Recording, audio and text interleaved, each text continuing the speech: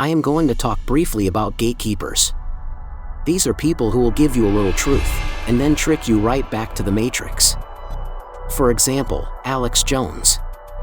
He will expose some real truth to make you feel like he is legit, but then he will escort you right back to politics.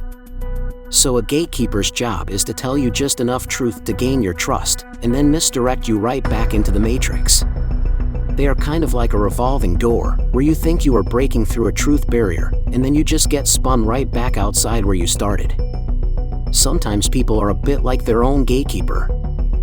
For example, they get to the point where they can see that the 2020 election was rigged, and go right back to trusting politics before they realize that all elections are fake.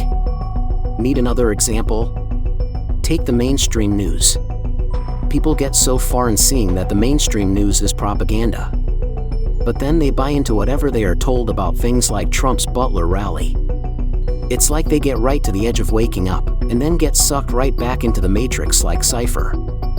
Let's look at another example. Let's say someone understands that they no longer trust government. They know the food is poison, they know the skies are poisoned by chemtrails, they know they are taking over all the farms, etc. I could go on. But then they look for a solution in the same government that they do not trust. The Federal Reserve alone has been choking us to death for over 100 years, but still they look for politicians to fix everything. This isn't the kind of thing you can just dip your toe into, and then retreat back into your safety of your shell. You have to have the courage to jump in full force. I pray that one day you will finally see it.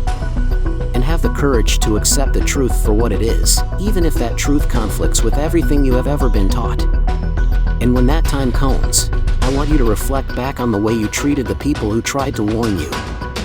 Because then it will be your turn to embrace the thankless task of trying to warn people yourself.